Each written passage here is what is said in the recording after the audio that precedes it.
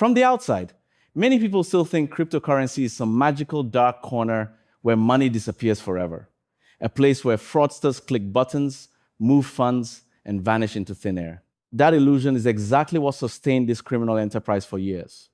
What they did not count on was a determined economic and organized crime office headed by Raymond Archer, equipped with the right tools, the right coordination, and the patience to follow money trails that do not lie. This investigation did not begin with noise.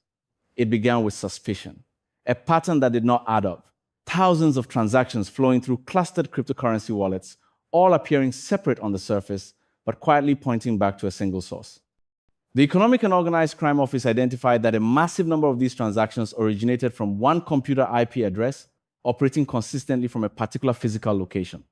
That alone shattered the illusion that the activity was decentralized or random. It suggested coordination, it suggested control, it suggested an individual or a tightly run group operating behind the scenes.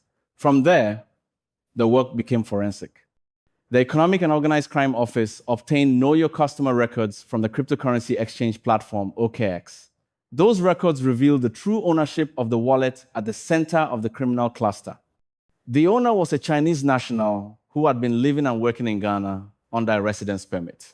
More importantly, this individual worked directly for the company that had been used as the front to defraud Ghanaians and British citizens.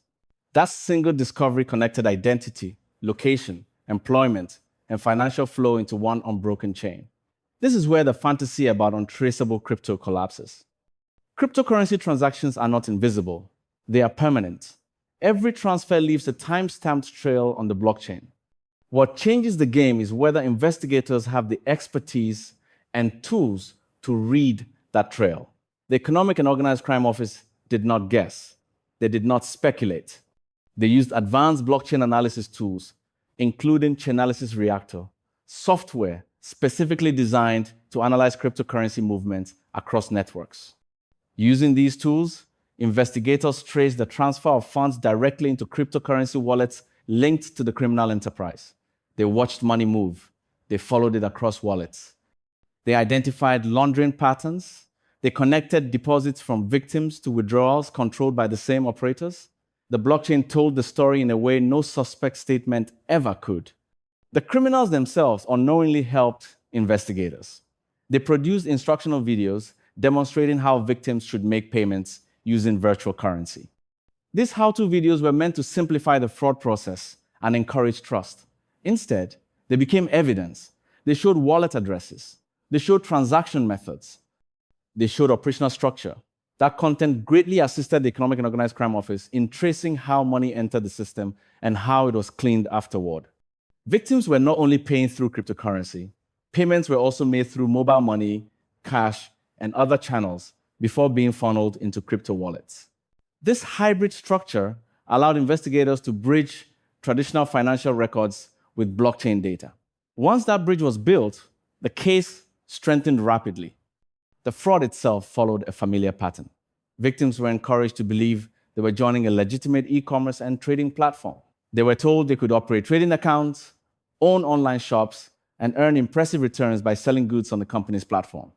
To make it look structured and exclusive, investment packages were categorized into tiers labeled VIP 1 through VIP 5.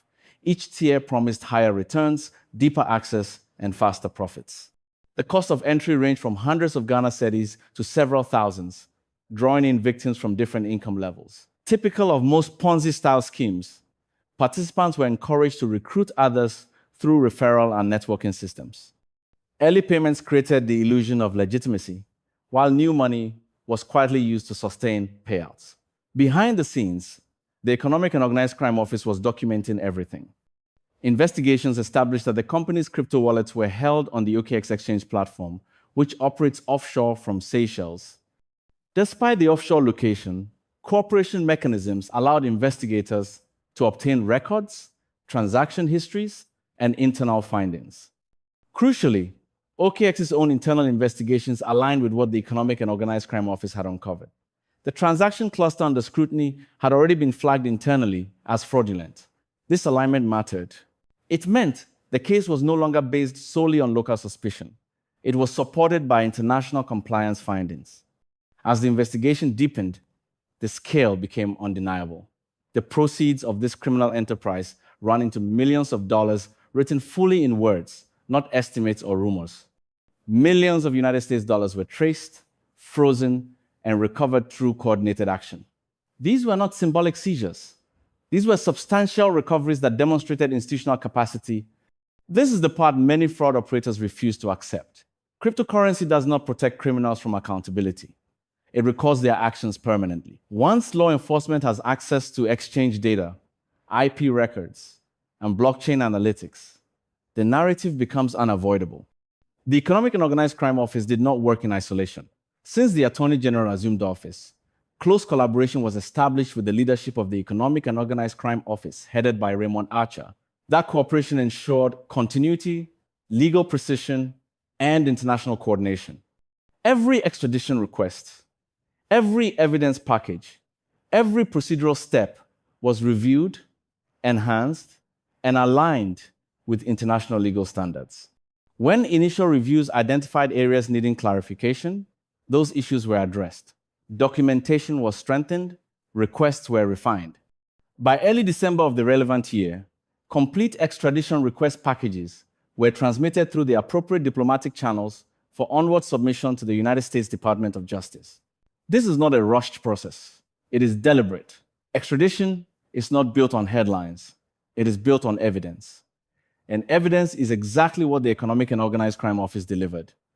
Digital trails, financial records, identity verification, transaction histories, internal exchange confirmations, victim statements, everything aligned. At this stage, decisions rest with judicial authorities abroad to determine whether sufficient legal basis exists for extradition. That is how the system works. But what cannot be denied is that the groundwork has been done thoroughly and professionally. This case sends a clear message to anyone still hiding behind crypto myths. You can mask your face, but you cannot erase your transactions. You can move money across wallets, but you cannot delete the blockchain. You can operate offshore, but cooperation travels faster than you think. Millions of dollars written in words were recovered because investigators understood that crypto is not darkness, it is data. And data, when handled by a focused Economic and Organized Crime Office headed by Raymond Archer, becomes accountability. The Economic and Organized Crime Office, headed by Raymond Archer, has shown once again why it is the backbone of Ghana's fight against economic crime. Using advanced blockchain analysis tools, every crypto transaction connected to the criminal enterprise was traced with precision. Every transfer, every wallet, every digital trail was accounted for, leaving no room for hiding. Through these investigations, the office was able to recover millions of United States dollars in proceeds of crime funds that were meant to disappear into anonymous digital wallets but were brought back under Ghana's control.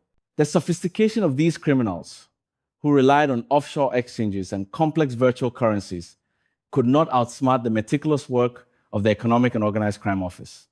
From identifying suspicious IP addresses to tracing thousands of transactions across multiple crypto wallets, the team demonstrated that cryptocurrency is not as untraceable as fraudsters believe. Every payment made through virtual currencies, every registration fee, every investment package purchased in cash or mobile money was meticulously followed, recorded, and linked to the criminal network. Thanks to the tireless efforts of Raymond Archer and his team, victims can finally see justice being pursued and funds being reclaimed. This is a powerful message. No matter how sophisticated the scheme, the Economic and Organized Crime Office is capable of unraveling it, recovering stolen funds, and ensuring perpetrators face the law.